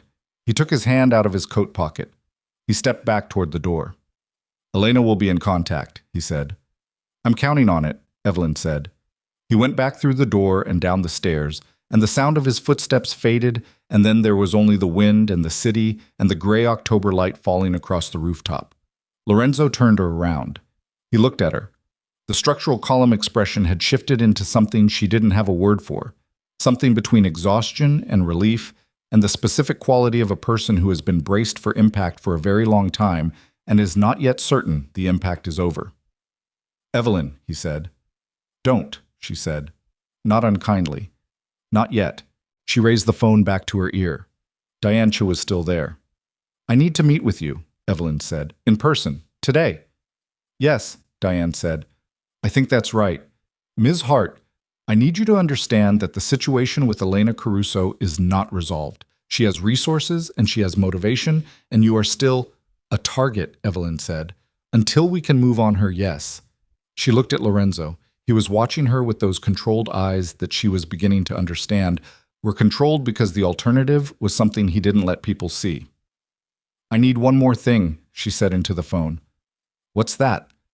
She kept her eyes on Lorenzo. She thought about, I know what he is, and I'm choosing, and the red journal, and 7 passport stamps, and a woman in a Prague doorway, standing on a threshold in afternoon light. I need to know, she said. Everything you can tell me about the night of the accident. Everything. Not the version my family was given. The full account. She paused. Because I am done letting people decide what I can handle. A brief silence on the line. Come in, Diane Chu said. I'll have it ready. She lowered the phone. The wind hit them both. Lorenzo was still watching her with that expression. Behind him, the lake was churning and the sky was the low, pressurized gray of a city about to receive a serious storm. She thought about the journal entry, the rooftop where you can see all the way to the Indiana border when the sky is clear. The sky was not clear, but she was still standing on the rooftop. Come with me, she said, to the federal building. If everything you've told me is true, you'll say it in front of Diane Chu without managing a single word of it. He held her eyes. Yes, he said.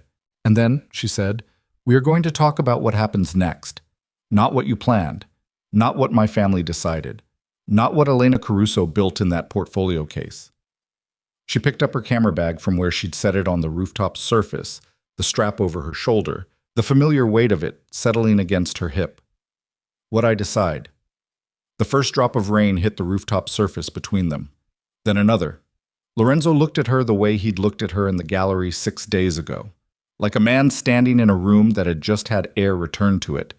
And this time she let herself look back without turning away, without cataloging the danger of it, without reminding herself of everything she didn't remember. She looked at him, and something in her chest did the complicated thing it kept doing, and she let it do it and didn't explain it away. "Let's go," she said. And she walked toward the stairwell door, and after one moment she heard him follow. And the rain came down over Chicago in the specific way of a city that had been holding a storm back for a long time and had finally decided the rain was serious by the time they reached the street. Not the tentative rain of a system still deciding what it wanted to do. The committed rain of a city finally releasing something it had been holding for too long. It came down in cold, driving sheets that turned the sidewalk reflective and pushed pedestrians into doorways and made the traffic on Michigan Avenue slow to a cautious crawl. Evelyn walked through it without hurrying. She didn't have a coat. The rain hit her shoulders and the back of her neck, and she let it. Behind her, she heard Lorenzo shrug out of his jacket. She felt the weight of it settle over her shoulders a moment later, and she almost stopped walking. She didn't stop walking. "Thank you," she said without turning around. He said nothing. He walked beside her. They didn't speak for 2 blocks. The rain came down and the city moved around them in its indifferent way. And Evelyn thought about Diane Chu waiting in a federal building with a complete account of the night of the accident and felt the specific weight of something that cannot be unmade settling permanently into her bones. She was going to know, tonight, exactly what had happened to her. The full picture, unmanaged, without the soft edges her family had built around it for 6 weeks. She was going to sit in a government office and be told how her car went off the outer drive and how long she was in the water and what the first responders found when they pulled her out. She had told Diane Chu she was done letting people decide what she could handle. She was holding on to that sentence now like a rail in a dark stairwell. The federal building on Dearborn was lit against the gray afternoon. Diane Chu met them in the lobby, a compact woman in her mid-40s with the contained energy of someone who had learned to move fast without appearing to rush. She looked at Evelyn first, then at Lorenzo, and something in her expression adjusted with the subtle recalibration of a person who had expected one thing and received something more complicated. "Ms. Hart," she shook her hand, "I'm glad you're here." Then to Lorenzo. "Lorenzo." "Diane." His voice was neutral. She took them through security and up to a conference room on the 7th floor. Standard government issue, fluorescent light, a table that had absorbed decades of difficult conversations. A folder was already on the table. Diane sat down. She looked at Evelyn. "Before we start," she said, "I want to establish something. What I'm about to tell you is the complete account, the investigation record, the responder reports, the witness statements. Nothing has been withheld, and nothing has been softened." She paused. "Your family was given a version of events that was medically recommended. I want to be clear that that recommendation came genuinely from your neurologist and was not shaped by anyone in this office or in Lorenzo's organization. Dr. Reyes acted entirely in what he believed were your interests." "I understand," Evelyn said. "Do you want Lorenzo present for this?" She looked at him. He was sitting across the table with his hands flat on the surface and his eyes on her, not on Diane. And his expression was the expression of a man who had lived with this information for 6 weeks and was now watching it be handed to the person who had the most right to it and the least preparation for it. "Yes," she said. Diane opened the folder. It took 40 minutes. The folder contained a timeline that began at 9:17 on a Tuesday evening in September and ended in the early hours of Wednesday morning. It contained a witness statement from a man named David Prescott, who had seen a dark vehicle accelerate into the driver's side of Evelyn's car on the curve near the museum. It contained first responder reports. It contained hospital intake documentation. It contained a photograph, which Diane almost didn't show her, which she slid across the table slowly with a look that asked without asking whether Evelyn was ready, of the car after it was pulled from the lake. Evelyn looked at the photograph. The car was hers, a gray Honda Civic she'd had for 4 years. She recognized the dent in the rear bumper from a parking garage in Logan Square 18 months ago. What was left of it looked like something crumpled by a hand larger than any hand. The door on the driver's side, Diane said quietly, absorbed most of the impact. The airbag deployed. You were unconscious before the car entered the water, which means… She stopped. Which means you were not aware of the water. Evelyn was aware of a pressure behind her eyes that she was not going to give way to. Not here. Not yet. Who was the driver of the other vehicle? She said. A man named Ren Bosak. He was in Elena Caruso's employment for 7 years. Diane looked at her. Not Victor's. Elena's. The room went quiet. Elena ordered it, Evelyn said. We believe so, yes. The operational decision to use the vehicle as a weapon against you was Elena's. Victor Caruso knew about the plan to use you as leverage, pressure against Lorenzo, but the specific escalation to physical violence was Elena's call. Diane paused. Elena has a particular set of motivations that are separate from her brother's. She believed Lorenzo had identified her as a secondary threat and was preparing to pass her name to federal prosecutors as part of a second wave of cooperation. She wanted to remove you before that happened because she believed, correctly, that you had documentation she didn't know the extent of. She wanted to remove me, Evelyn said. The intent was not survivable, Diane said. She said it as gently as you can say something with those words in it. The car was supposed to go deeper. The current that night was running fast. Ren Bosak reported to Elena that the job was complete. A pause. David Prescott called 911 40 seconds after the car entered the water. First responders were on scene in under 4 minutes. You were in the water for 4 minutes and 11 seconds. 4 minutes and 11 seconds. She had been told 4 minutes before. She had sat with that number. She was sitting with it again now, and it was different this time. Not an abstraction, but a thing with a shape, a darkness with edges. She looked at Lorenzo. He was looking at the table. His hands were completely flat and still on its surface, but his jaw was working in the way of someone pressing down on something with everything they have. You knew it was Elena, she said. He looked up. I suspected it. 6 weeks ago, I didn't have confirmation. When did you get confirmation? 3 weeks ago. 3 weeks. She let the number sit. You knew 3 weeks ago that the person who ordered my accident was the same person who came to my apartment this morning with a portfolio case. Yes. And you didn't tell me. You didn't remember me, he said. His voice was very quiet and very even, and it cost him something to make it both of those things simultaneously. You were… Evelyn. You were reconstructing your life from the outside in. I was trying to find a way back to you that didn't involve handing you the information that someone had tried to kill you on a Tuesday night in September because of who you were to me. He stopped. That is not an excuse. It is an explanation. They are different things. She looked at him for a long moment. I know the difference, she said. What? Diane laid out what came next with the precision of someone who had done this before. Walked civilians through the architecture of something that would dismantle their immediate lives in exchange for something safer on the far side of it. Elena Caruso would be arrested. The evidence was sufficient. Ren Bosak had already given a statement in exchange for a reduced charge.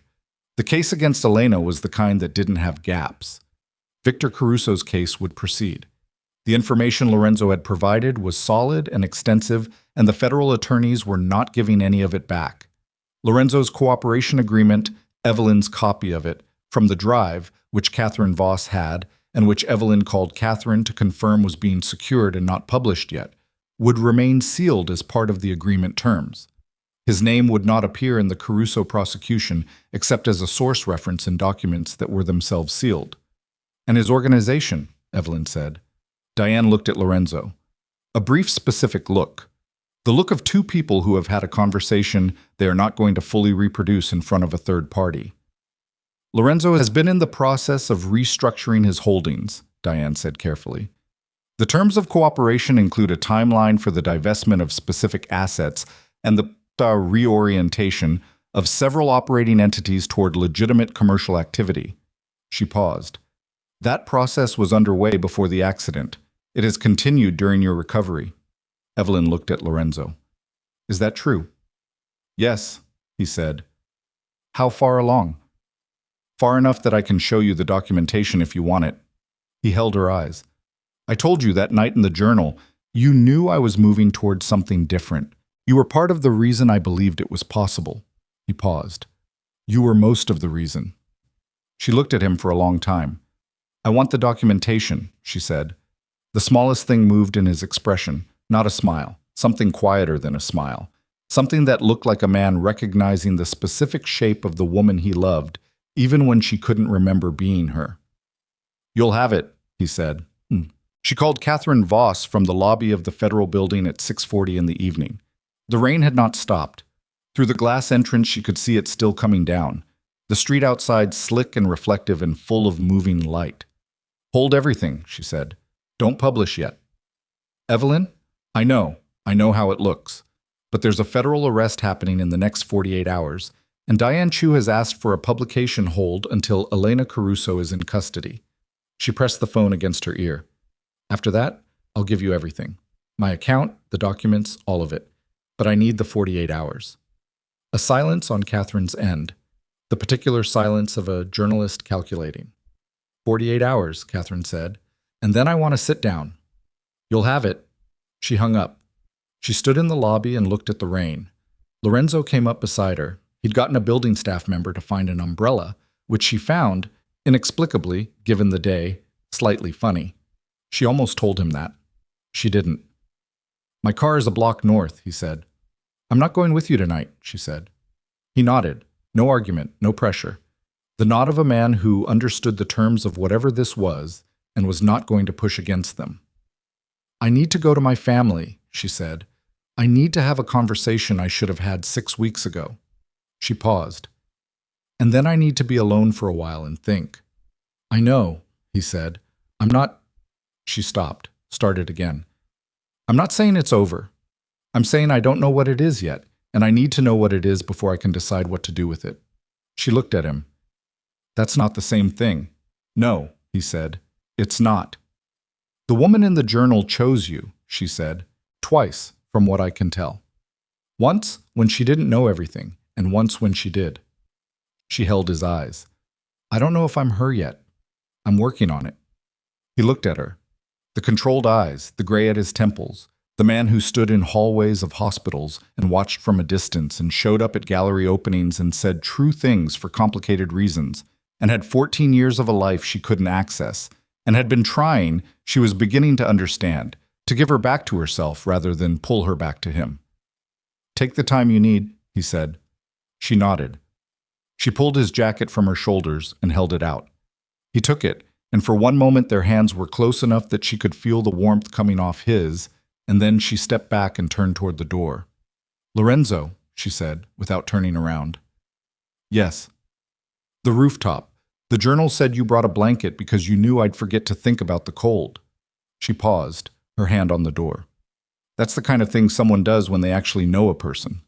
She heard him exhale. I know you, he said, simply, without the weight of everything it could carry. She pushed through the door and walked into the rain. Her mother opened the door before she knocked.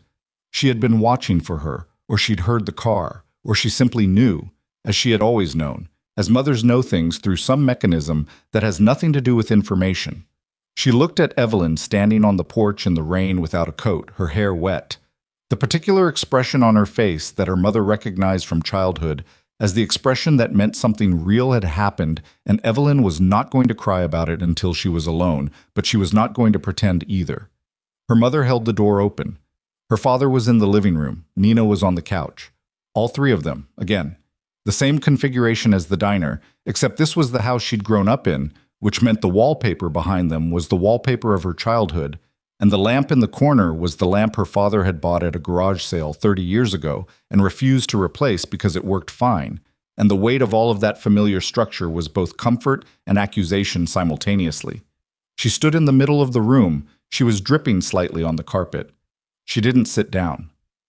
Elena Caruso is going to be arrested in the next 48 hours, she said, for ordering the accident, not Victor, Elena. She watched their faces. Her mother's hand went to her mouth. Her father went very still. Nina closed her eyes for 1 second. The federal prosecutor told me tonight. They have a witness statement from the driver. Her mother sat down. You met with the prosecutor, her father said. Yes, with Lorenzo. The name in the room. Her father's expression did something complex. Not hostility, she registered. Older than hostility, closer to guilt.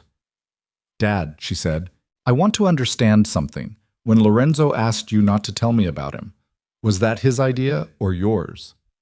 Her father looked at her. He had the face of a man who had spent 6 weeks carrying a decision he had known was wrong at the time and had made anyway, because the alternatives were worse, or had seemed worse, in those first terrible weeks when she'd been in a hospital bed and then in her apartment looking at them with eyes that didn't know they were missing 2 years. He came to me, her father said. The day after you woke up. He asked to see you and I said no. He asked what the doctors had recommended and I told him, and then he stopped. He asked me what I thought was best for you, not what he wanted, what I thought was best for you. And you said don't tell her. I said I didn't know if you could handle it, the accident, and him, and all of it at once. Her father's voice was steady, but something around his eyes was not. He agreed to follow whatever I decided. He said he would rather lose you permanently than damage your recovery. He paused. I made a bad call, Evelyn. I know that.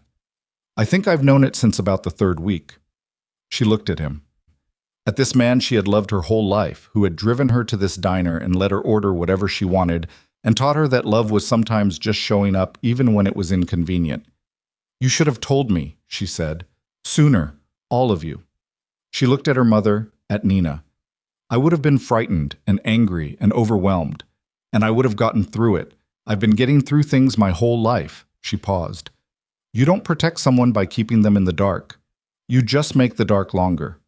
Her mother was crying quietly, the kind of crying she did, contained, private, with her hands folded in her lap.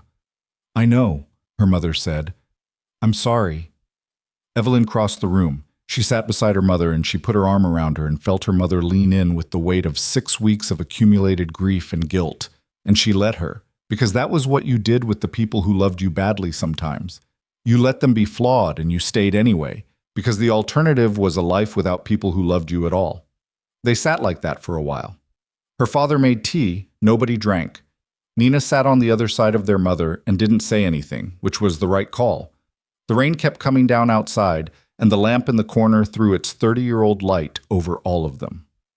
She stayed until 10.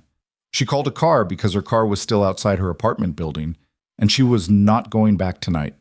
She hugged her mother at the door, held on for longer than she usually did, feeling her mother's arms tighten and the specific physical grammar of being known by someone who has known you your whole life. I love you, her mother said into her hair. I love you too, she said. In the car going back to the city, she looked out the window at the wet streets and thought about the woman in the Prague doorway, the afternoon light, the threshold. She thought about what Lorenzo had said. You photographed departure. She had been photographing departure her whole career without knowing it, had been drawn, again and again, to the moment just before someone moves from one place to another. The door, the bridge, the platform, the curve of a wet street that is about to be behind you. She was at a threshold. She could feel the door. She didn't go home. She went to the gallery. It was closed and locked, and she had a key, and she let herself in and stood in the dark for a moment before she turned on the work lights, which were lower and warmer than the exhibition lights and cast everything in amber. She stood in front of the Prague series. She was looking at the woman in the doorway. The afternoon light, the building ancient and crumbling behind her, the shadow across the stone at the particular angle of late October in Central Europe. She had taken this photograph. She had been in that street with a camera, watching a stranger stand in a doorway, and something about the image had called to her. The woman's stillness, the quality of the light, the threshold quality of the moment. And she had taken it, and Lorenzo had been there, somewhere behind her, or nearby, in that street, in that city, in that chapter of a life she couldn't reach but which had left evidence everywhere she looked. She pulled her camera bag off her shoulder. She took out the Leica, the film camera with her own handwriting on the base, EH, Prague, March, and she held it. She turned it over. She lifted it and looked through the viewfinder at the photograph on the wall. her own image, framed inside her own camera. She lowered it. She sat down on the gallery floor with her back against the wall and the camera in her lap, and she let herself feel, finally and completely, everything she had been keeping at arm's length since the morning she'd stood in her kitchen, looking at the cameras on the shelf and known that something had been taken. Not just the memories, not just the 2 years, the self she'd been building in those 2 years. The woman who had traveled to 7 cities and written in a red journal about a man who apologized first and ordered for both of them and brought blankets to rooftops because he knew she'd forget about the cold. The woman who had looked at a full picture, the dangerous man, and the complicated world, and the genuine effort towards something better, and said, "I'm choosing." That woman wasn't gone. Evelyn could feel her now, sitting on the gallery floor, more clearly than she had felt anything in 6 weeks. She was in here somewhere, in the bones, in the hands that still knew how to use a camera, in the instinct that had drawn her to thresholds her whole career without her understanding why. She was still becoming what she'd been. She sat there for a long time. Elena Caruso was arrested at 7:15 on a Thursday morning, 2 days later, at a hotel in River North, where she had apparently been staying since the afternoon she'd come to Evelyn's apartment. Diane Chu called with the news before 8. "It's done," she said. "She's in custody. Ren Bosak's testimony is on record, and the evidence package is solid." A pause. "You're safe, Ms. Hart." Evelyn was at her kitchen table with coffee. She looked out the window at a Chicago morning that had cleared completely after the rain, the lake visible in the distance, hard blue and brilliant. "Thank you," she said. "Catherine Voss called me this morning," Diane said, "about the publication timeline." "I know. I spoke with her last night. She's agreed to a 60-day hold while the arrest processes. After that, she has what she has." Evelyn paused. "Is that a problem?" "It's manageable," Diane said, which was prosecutor for no. "Ms. Hart, I want to say something that is outside my professional role." "Go ahead." "Lorenzo De Luca gave us information at significant personal and professional risk. The restructuring of his organization, the legitimate transition, is real, and it is substantial, and it is the kind of thing that does not happen because a man is forced into it. It happens because someone made a decision." A pause. "I've been in this work for 17 years.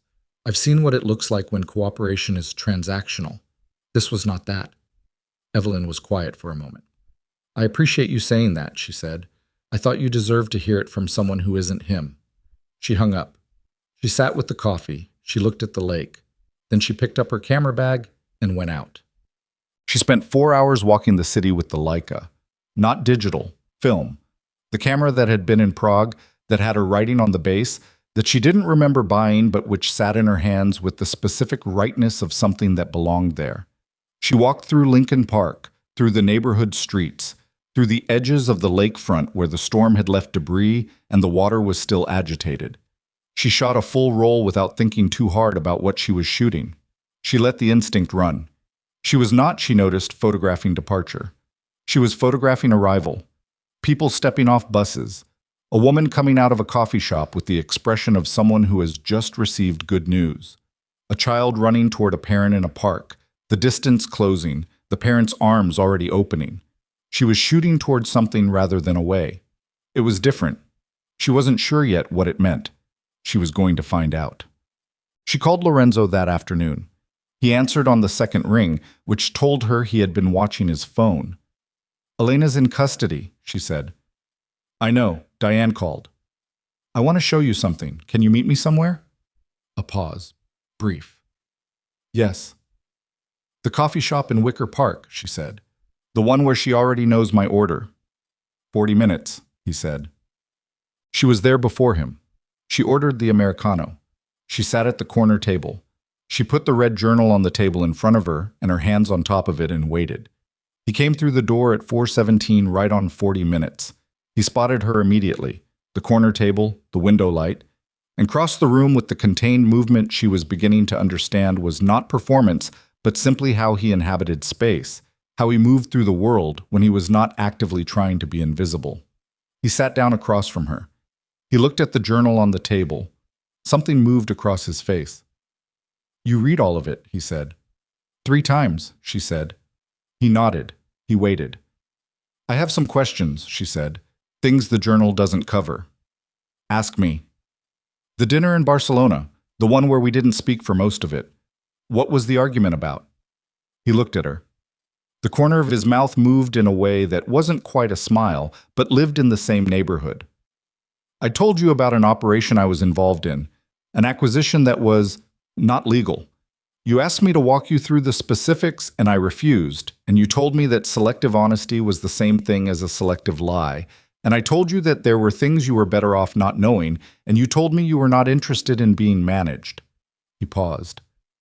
You were right. I knew you were right when you said it. I apologized at the end of dinner, and you said, I know, and then you ordered dessert, and the conversation moved on. She looked at him. I know. She had said that to him at the gallery too, when he told her they'd met before, and she'd looked at him and said those exact words before she knew why. What was the dessert? She said. He looked slightly startled. Crema catalana. Did I share it?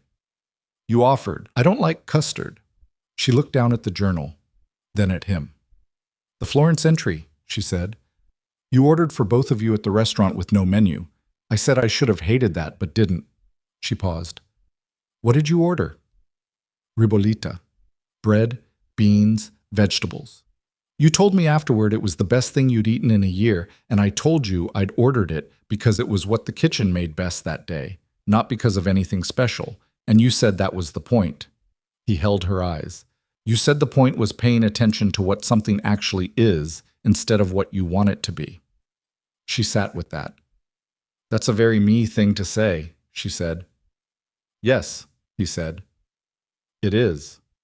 The coffee shop hummed around them. The afternoon light was doing its low October thing through the window. She wrapped her hands around the Americano. I took 4 hours of photographs this morning, she said, with the Leica. I know, I can tell. He nodded toward the camera bag at her feet.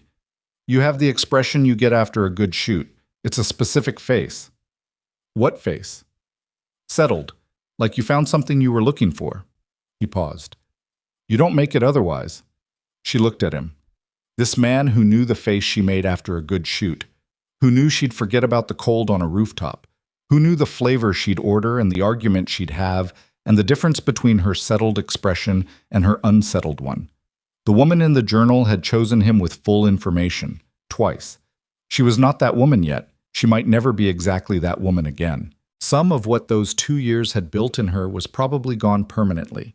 The specific accumulation of shared moments that become the architecture of intimacy, the texture of daily life that can't be reconstructed from journal entries and photographs. But the bones of her were still hers. The instinct that had looked at this man in a gallery and felt something ancient and important fire in her chest, that was hers. The handwriting in the journal, the breadcrumbs left for a self who might need to find her way back, that was hers. The photographs on the gallery walls and the new ones on the roll in the Leica, arrival instead of departure, moving toward instead of away, that was hers. She opened the red journal to the last entry. She turned it around and slid it across the table to him. He looked at the page. The last thing she had written before the accident. I know what he is. I'm choosing. He looked at it for a long time without speaking. I can't give you back the 2 years, he said. I know that. The memories. They may not come back. Some of them might, the doctor said, with time. Some of them won't. He looked up from the journal. I can't give you back what was taken. I can only... He stopped, started again. I want to be here for whatever comes next, not to recreate what we had. Because you're right, you're not her, not exactly, and I'm not the version of me from before either. 6 weeks of hospital hallways and 6 weeks of watching you rebuild your life from the outside. I'm not the same either. He held her eyes. But I know you. I know the face you make after a good shoot. I know you order the same coffee every time and you read at tables without speaking and you photograph departure when you're afraid and arrival when you're not. He paused. I'd like to see what you photograph next. She looked at him. He looked back. Outside the window, Chicago was going about its late afternoon business. The light was doing that low amber thing it did in October, the specific gold of a city making its peace with winter coming. I want the documentation, she said, the restructuring. I want to see the timeline and the specific assets and where each entity is in the process. You'll have it by Monday, and I want to meet with Diane Chu again, without you. I want to understand the full scope of the cooperation agreement and what it requires from you going forward. I'll set it up. And I want... She stopped. She was looking at the journal, still open on the table between them. Her own handwriting. I'm choosing. I want to go slow. I don't know you yet, not the way she knew you. I need to find that out from the beginning. She looked up. Can you do that? I've been doing that for 6 weeks, he said. That was different. That was you managing an approach. I'm asking if you can actually be patient, not strategically patient, just patient. He considered this. She appreciated that he considered it rather than immediately saying yes. I've been told, he said finally, that patience is not my strongest quality. I know, the Barcelona entry. But for this, he held her eyes. Yes, for this I can. She reached across the table and picked up the journal. She put it back in her camera bag. She stood up and put the strap over her shoulder. I'm going to the gallery to develop this role, she said. I want to see what I shot this morning. He nodded. Lorenzo. She paused, looking at him, at the gray at his temples. The controlled stillness that was working less hard now than it had been 6 days ago in this same neighborhood. The rooftop.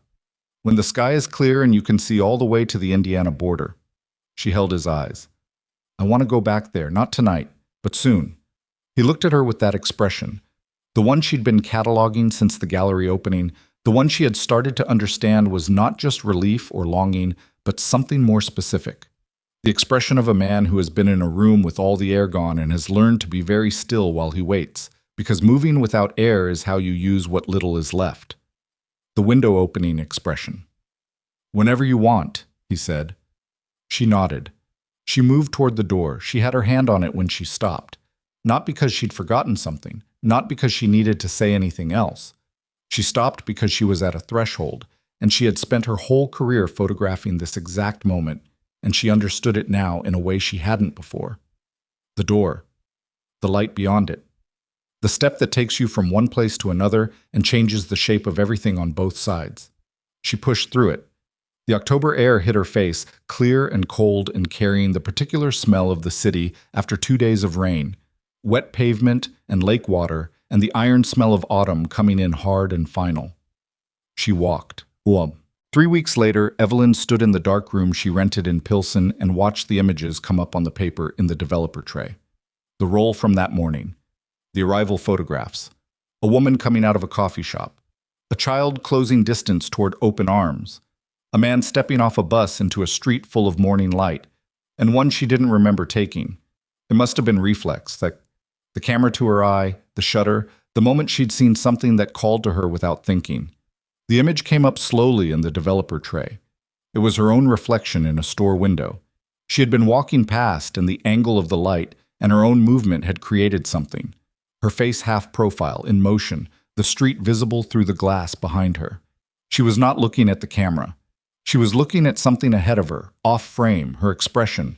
Not settled exactly, not unsettled, present. Like a woman moving towards something she hasn't reached yet. Like a woman who has stopped photographing departure. She stood in the red-lit darkroom and watched the image finish coming up, and she felt something in her chest that was not quite what she remembered feeling before, and not quite what she felt now, and was maybe the place where those two things were slowly, carefully, learning to occupy the same space. The first time she went back to the rooftop with Lorenzo, it was early December. The city was cold in the way of a city that has committed to winter. The lake metallic and restless. The sky a hard, clean blue that only exists when the temperature drops below freezing and the air has no tolerance left for ambiguity. She brought the camera.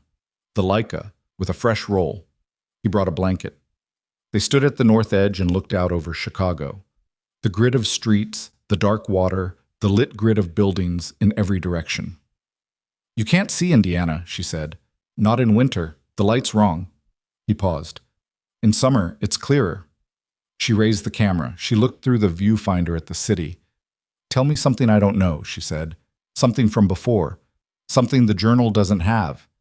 He was quiet for a moment, thinking. The first night you stayed at the house, he said. Not here. My house in Kenwood. You got up at 4 in the morning because you couldn't sleep, and you went down to the kitchen, and I found you there an hour later standing at the window in the dark, taking photographs of the way the streetlight came through the trees. He paused. I stood in the doorway and watched you for a few minutes before you heard me. And you turned around, and you weren't startled or embarrassed. You just said, "The light's doing something," like it was a complete explanation. She lowered the camera. She looked at him. Was it doing something? I have no idea, he said. But you were right to photograph it. She raised the camera again. She looked through the viewfinder at the city below, the light on the buildings, the dark water. She pressed the shutter. The light's doing something, she said. He didn't say anything. But when she lowered the camera and looked at him, he was watching her with the window-opening expression. And she let him. And she let herself feel whatever it was that moved in her chest when she looked back. And she didn't explain it or catalog it or hold it at arm's length. She just let it be what it was. Below them, Chicago moved in its indifferent, permanent way, the way of a city that has seen everything and continues anyway, the way of something large enough to hold all kinds of stories simultaneously without any of them canceling the others out. She had been in the water for 4 minutes and 11 seconds. She had lost 2 years. She had found evidence of herself in 7 cities, and a red journal, and the handwriting on the base of a camera, and photographs on gallery walls, and the particular way a man looked at her like she was the only fixed point in a moving room. She didn't have it all back. She wasn't going to have it all back. But she was standing on a rooftop in December with a camera in her hands and film still left in the roll, and the city was below her full of light, and the lake was dark and cold, and everything that had tried to remove her from this specific moment had failed. She raised the camera one more time. She shot until the roll ran out,